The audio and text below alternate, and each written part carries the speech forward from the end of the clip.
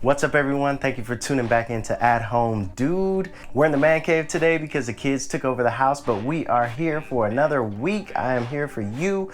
And last week we spoke about teaching your kids to read. This week we are going to double back on that, and I'm going to tell you the three biggest stumbling blocks or challenges that we had when I was teaching my children to read, and some of these we still actually have. So stay tuned. I'll be back right after this.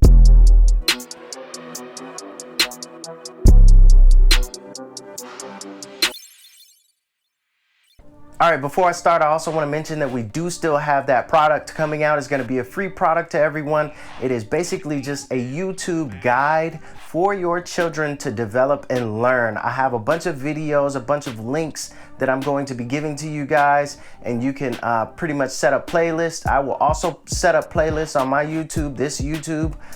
So you just hit the playlist tab and you'll be able to play videos that will help your children to learn. These are based off of the videos that I found to be most efficient. So stay tuned for that. It should be next week that I should be able to release it, and you'll just be able to download the document or just check out the playlists on this YouTube channel. Moving on, we're gonna hit number 3 first, and this is teaching your kids the wrong phonetic sounds. So last week when I spoke about this, we were mainly talking about videos using the incorrect sound for the letters. So they might use the secondary sound. The example I believe I gave was, if you're gonna go over I, you want to focus on the primary sound, which is I, but some videos might use ice cream. So when they sing through the ABCs, they'll say I and then they'll say ice cream. Whereas iguana or igloo would be a much better option for that. So that's just something you want to keep in mind and look out for. If you see videos or songs that have that, you may want to veer away from using those and use some that stay consistent with the primary letter sounds. Okay, so the second part of number 3 is going to be when you are sounding out letters for your children, or maybe their teacher is doing it, which would really suck. But anyone who is helping out the child learn the letters and sounding them out, you need to really be aware of sticking to the bare minimum of what the letter sounds like. So if we are going over a T, you want to say t, t when you're describing the letter sound to them. Otherwise, you might say t, which would be incorrect, or if you're going over a P, you might say P, whereas you really want to say P, P. You want to really emphasize what the actual sound of the letter is, so that when they start to put the letters together, they are not confused and they don't say something like cat, instead of cat. Right? So that's the main things you want to focus on in terms of having your phonetics down and right. Number 2 is going to be in a later stage where they actually start to read. And the main thing that you don't want them to do, and this was a big mistake that I made with David, is to sound out each letter individually. What you want to try to get them to do is to sound out the letters all in one breath. Using pretty much the same example, you would want them to say cat rather than cat.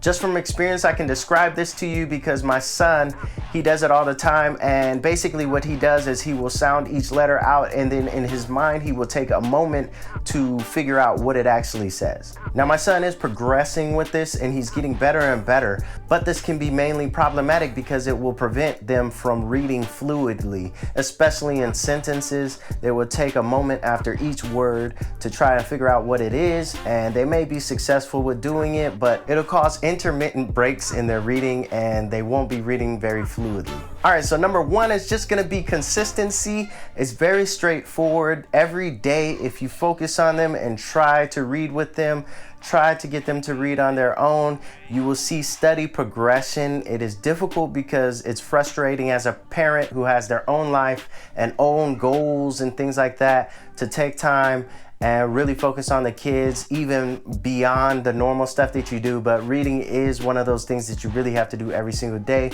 and just be consistent to see the slow results, but they will come. They will come. So just be strong and try to have the patience to continue and just be consistent with it. I know you guys can do it. If I can do it, you guys can do it. And I am gonna get out of here because it's so hot in this room. We don't have the AC vent on. But thank you for tuning in and have a great week. Again, look out for that PDF file, that free product that I'm going to be putting out. I really think it can help a lot of people because YouTube really helped us. I used it as a very creative tool to get them to learn a lot of different things. So stick around for that, and I will see you guys next week. Thank you for tuning in. Hit the like button. It will help me out a lot, and it's free for you. Why not, right? All right. Bada bing, bada boom. Bada boom.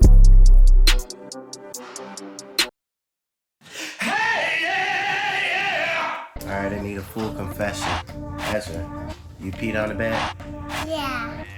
Okay, that was easy. Ezra. I said A, sis, A. B, sis.